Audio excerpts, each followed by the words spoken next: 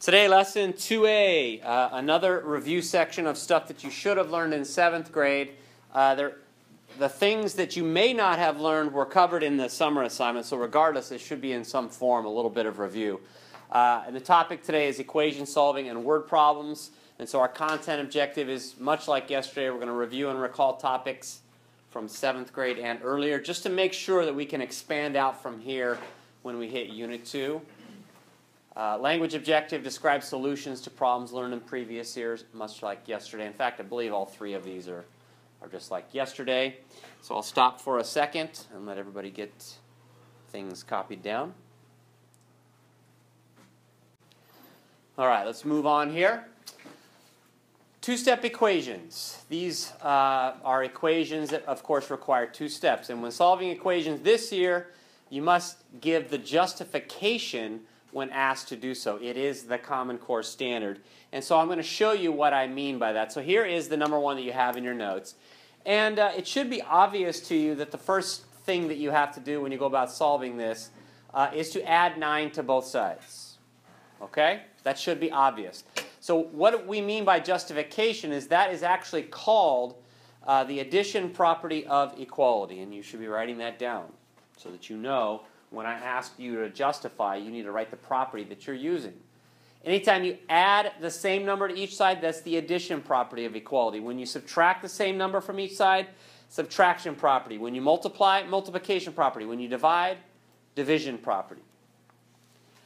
Now, I'm okay if you want to start abbreviating that. And so if you were to abbreviate this, what would be acceptable would be something like this. And that would be okay.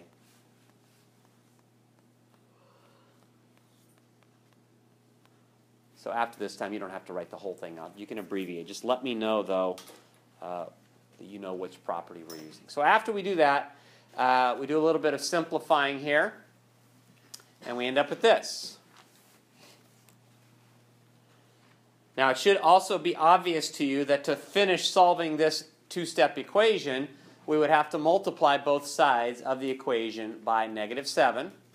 And since we multiplied both sides of the equation by the same number, that is the multiplication property of equality. And once again, it's okay to abbreviate. And after we multiplied both sides of the equation by -7, we, of course, end up with y equals 21. So the new piece here is justifying what you're doing in each step within the problem. And we're going to do a little bit more practice of that a little bit later in the lesson. Okay? So other than the justifying, solving that type of equation, you should have done a lot of that last year. And then you also should have talked about word problems that involve two-step equations. So for example, here would be a typical word problem that you may have done last year. If you had me last year, we did that same exact problem right there. You order iris bulbs from a catalog. Iris bulbs cost 90 cents each. The shipping charge is $2.50. If you have $18.50 to spend, how many iris bulbs can you order? Well, before we can go about solving that, we have to sort of try and figure out what the equation would look like that we would use to solve. So right now I want you to turn to your shoulder partner and see if between the two of you you can come up with what the equation would look like. I don't want you to solve anything yet. I just want you to come up with an equation. You got about 45 seconds. I heard many of you say the right thing. The other new thing is defining what variable you're going to use. Some of you just went straight to the equation, shoved your variable in there, and so on. But the other thing that you have to do is you have to state which variable you're using and what it represents. So what I mean by that, in my equation, I'm going to use the letter B. So I'm saying I'm going to use the letter B, and the letter B represents the number of bulbs that you can order. So that's another new piece that you may not have done last year. You need to make sure that you define the variable. And once again, all that means is tell me what variable you're using and tell me what that variable is going to represent. And in my case, I'm using the letter B, and it represents the number of bulbs that you can order. So from there, the equation would look like this. And the reason why it looks like this is it's depending on how many bulbs you buy, you're going to multiply that by 90 cents, add on the shipping charge of $2.50, and that's supposed to be a total of $18.50. I would like all of you to finish it. All right, as we're finishing this one up, notice it does not, we're not told to justify each step. So you only have to justify each step if you're told to justify each step. I want to make that clear. You do still need to show your steps, though, which the first step in this problem would be subtracting 2.50 from both sides. That is the subtraction property. And then divide both sides by 0.90. That is the division property of equality. And from there, you either end up with 17 7/9 or 17.7 repeating. So the question here is, how many iris bulbs can you order? How many can you order? Yeah, some of you might think, I can order 18. You can't quite make 18, right? You're not quite there yet. And you certainly can't buy 7/9 of a bulb. The 0.7 repeating is 7/9. You can't buy part of a bulb. So you have to back it down. So doing that, some people always think, well, I always round up or I always round down. Well, it just depends on what the problem is asking. So in this situation, you can order 17 bulbs. Okay? All right, let's continue on going into multi-step equations now, like this. So a reminder to deal with a problem like this is we need to get rid of the parentheses first. By the way, what property is that when you're getting rid of parentheses like that? The distributive property. The most common mistake in this one, and that's the reason why I put this one first, the most common mistake is to go, all right, well, 13 minus 6 is 7. But you don't do that because then you're doing the order of operations out of order. You need to multiply before you add or subtract. And the distributive property is a method of multiplying. So we need to first of all use the distributive property of equality. Now to further the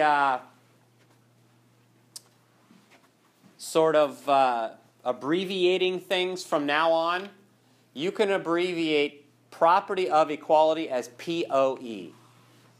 All right? So you could abbreviate that as distributive property of equality. Because otherwise you're going to end up writing property of equality a lot. So let's just abbreviate the property of equality to POE. I think that'll make it a little easier, a little faster.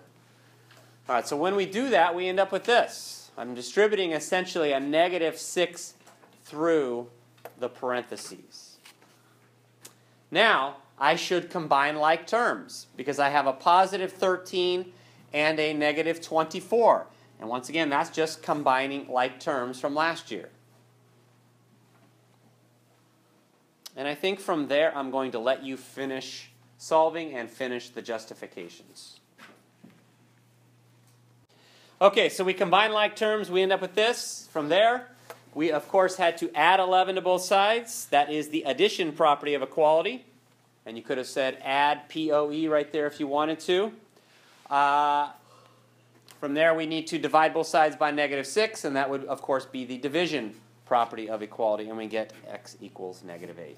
So far, nothing new.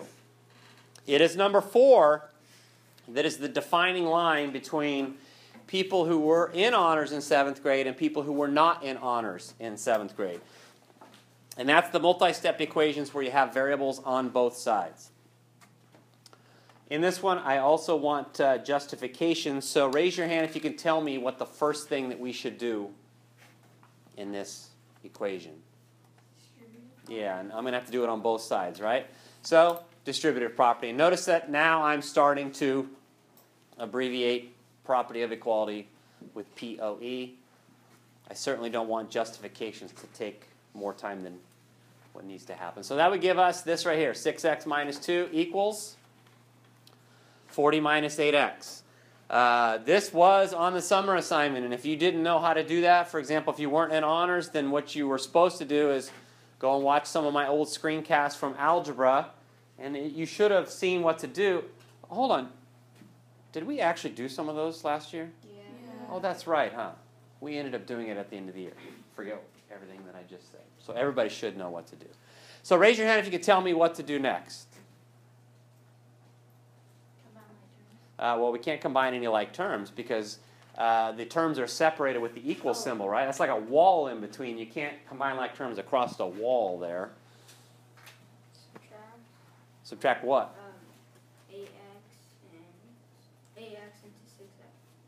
I don't understand what you mean by that. Cross cancel. Well, we can't do anything. We have to do something to both sides. Yes? So to move the x's on one side? Okay, well, we don't really want to say move. I understand what you mean by move, because essentially you're getting rid of the x's on one side, right? That then it has them only on one side. Use the addition property of equality. And so what do you want me to add? Add 8x to the 6x. Yeah, and one thing I want to make clear is you have two choices. I like to deal with the variables first. So if you're going to do that, you could either add 8x to both sides, or you could subtract 6x from both sides if you wanted the variables to be on the right-hand side instead of the left-hand side. It doesn't matter. I'm going to go ahead and add 8x to both sides. I like the variables to be on the left-hand side. And when we do that, as somebody already said, that is the addition property of equality. Now, the reason why I like the variables to be on the left-hand side is because most of the time you now have this very simple two-step equation to solve that you've done thousands of times. And it should be obvious you add 2 to both sides, which is the addition property of equality. And then divide both sides by 14, which is the division property of equality.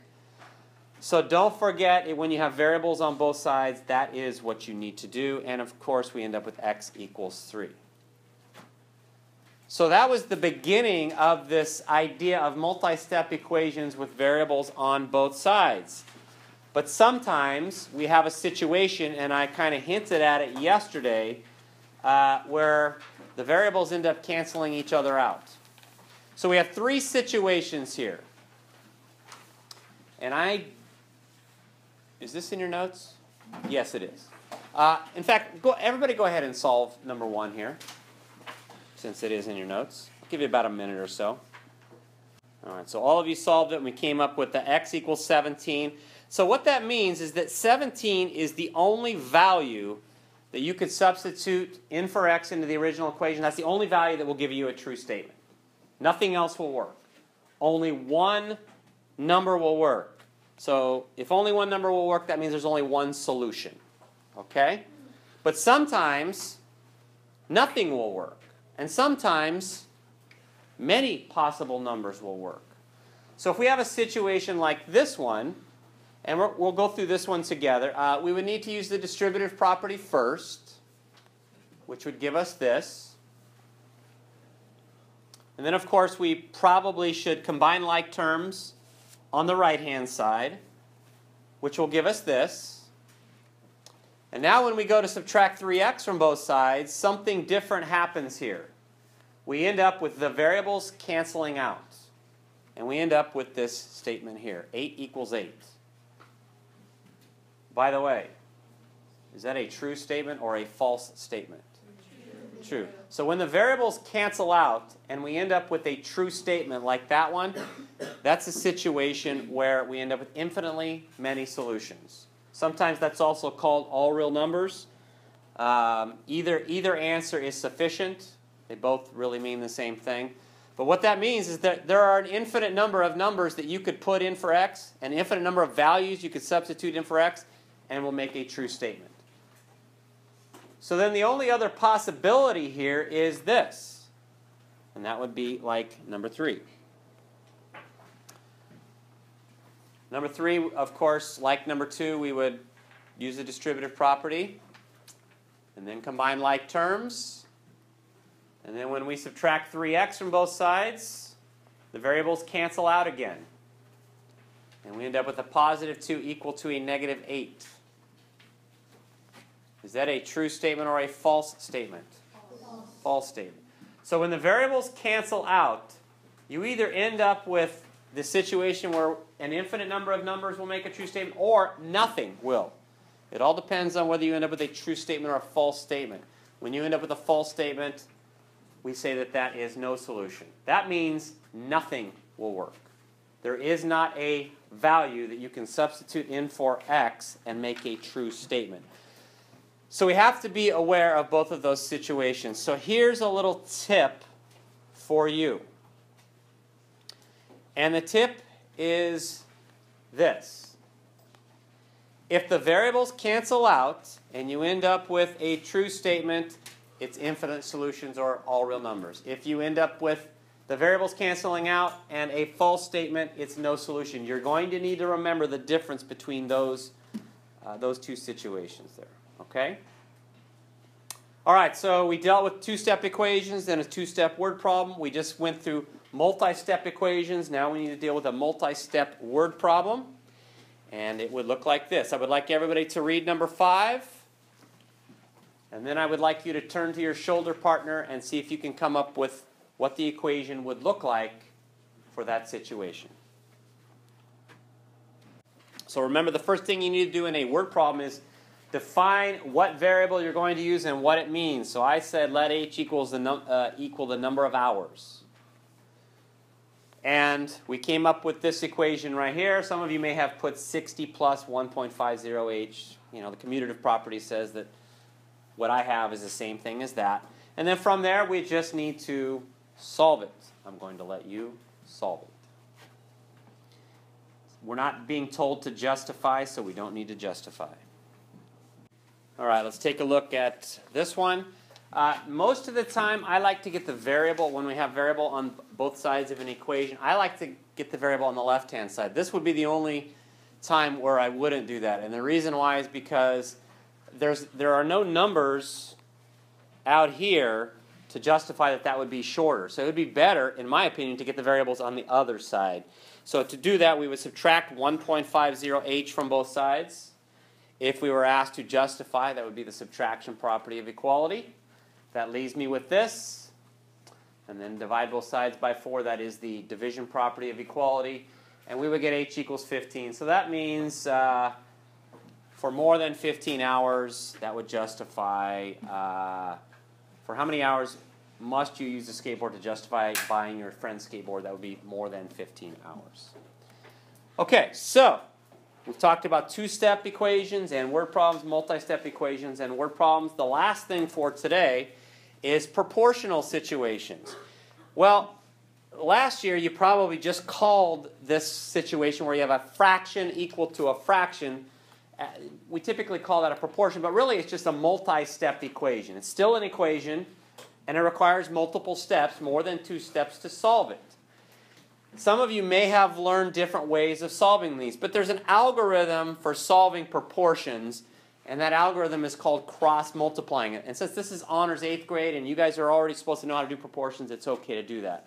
So the algorithm works like this, and this is where you should take very good notes, because every year when I introduce this cross-multiplying, there are a few people who don't write down anything, and then when they get to the homework, they forgot really what happened there. So here's what we're going to do. It's basically a series of 2 multiplications. Cross-multiply this way. So what I'm saying is we're multiplying 10 times the quantity of x plus 2.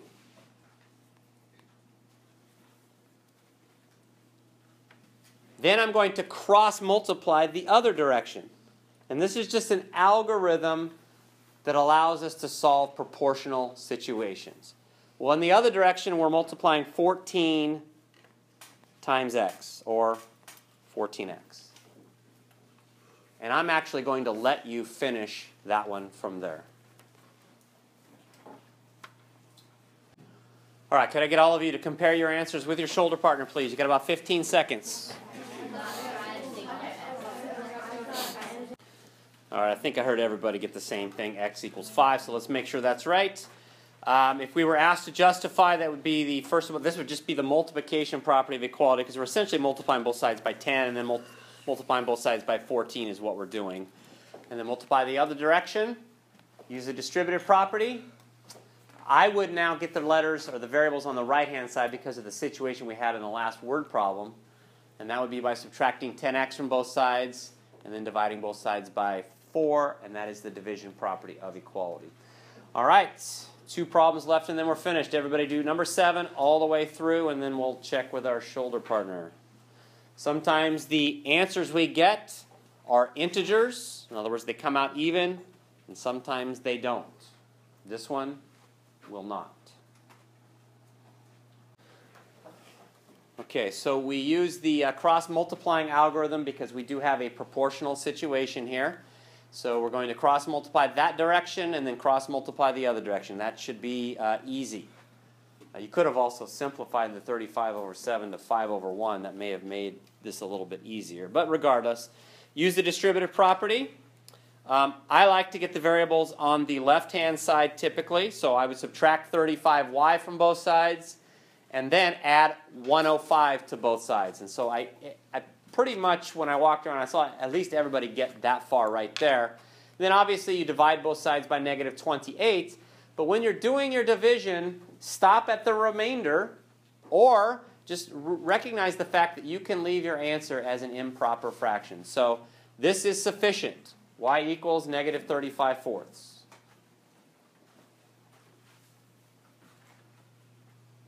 Could have gotten there by reducing first. There's lots of ways that you could have gotten there, but you should end up with y equals 35/4. All right, our last problem for today, and we kind of have a theme here, two-step equations, then two-step word problems. Multi-step equations, multi-step word problem, proportional situations, and then a word problem that involves a proportional situation. You should have done hundreds of problems like number 8, regardless of which math class you were in. So go ahead and let's see what you can come up with for number 8.